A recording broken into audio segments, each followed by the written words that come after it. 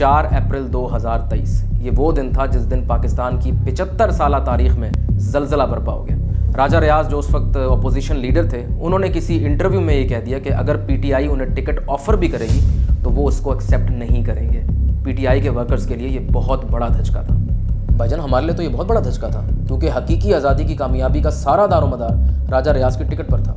इसलिए कुछ घंटे तो हमें होश ही नहीं आया, हमें समझ नहीं आई कि क्या करें। लेकिन बिलाखिर जब हमने होश संभाला तो हमने ये फैसला किया कि सड़कों पर निकलने के अलावा हमारे पास कोई चारा नहीं। कुछ तो इतने जज्बाती हुए कि उन्होंने पेट्रोल पी लिया, कुछ ने मीनार पाकिस्तान से छलांग लगा दी और कुछ ने टीएलपी ज्वाइन कर ली। इमरान खान, जो कि अपनी नर्व्स के बहुत ही स्ट्रांग माने जाते हैं, वो भी इस खबर को बर्दाश्त नहीं कर सके और सख्ते में चले गए। आई थिंक उस दिन उनको एहसास हुआ होगा कि उन्होंने कौन सा हीरा खो दिया। राजा रियाज साहब की स्टेटमेंट का पाकिस्तानी पॉलिटिक्स पर तो जो असर हुआ सो हुआ, लेकिन इकोनॉमी पर जो असर हुआ वो नाकाबिले बर्दाश्त था। Oh my God, I still remember, it was a terrible day for economy. Stock market crash कर गई, डॉलर 1500 का हो गया।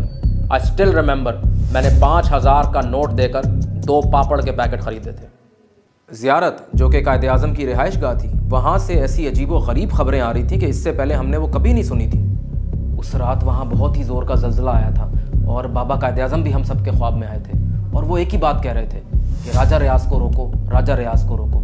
हालात काफ़ी ख़राब हो चुके थे। मुक़्तदर हलकों ने पूरी कोशिश की कि किसी ना किसी तरह ये खबर या तो लिमिट हो जाए या इसको कम्प्लीटली हम रोक लें, लेकिन बहुत देर हो चुकी थी और ये खबर बॉर्डर के पार जा चुकी थी। इन 75 ईयर्स में पाकिस्तान इतना कमज़ोर कभी नहीं हुआ था, इसलिए हमने ये निर्णय लिया कि पाकिस्तान पर हमला करने का ये बहुत अच्छा मौका है। हम अपनी सारी सेना सीमा पर लाकर खड़ी कर दिए है। It was a very dangerous situation. India अपनी तमाम फोर्सेस बॉर्डर पर ले आया था और न्यूक्लियर वॉर का खतरा पैदा हो गया था। लेकिन इंडिया को यह मालूम नहीं था कि राजा रियाज की स्टेटमेंट उस वक्त तक ग्लोबल न्यूज़ बन चुकी थी और पेंटागन भी एक्टिव हो चुका था। Raja Riaz's statement, oh my God, it was a big blow to the US economy. The dollar was about to collapse. Joe Biden had to do something, and he had to do something really fast.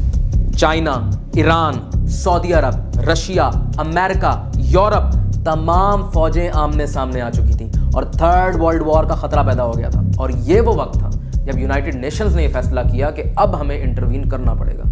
रातों रात उन्होंने एक बहुत ही आला सतह का वफ्द बनाया जो पाकिस्तान में राजा रियाज साहब की रिहाइश गाह पहुंचा सुबह 3 बजे और मुसलसल 3-4 घंटे वो राजा साहब की मिन्नतें करते रहे। उसके बाद कहीं जाके राजा साहब ने इंसानियत की खातिर अपना बयान वापस ले लिया और बहुत बड़ी जंग का खतरा टल गया। मैं तो इसका क्रेडिट राजा साहब को ही दूंगा। He clearly saved the day.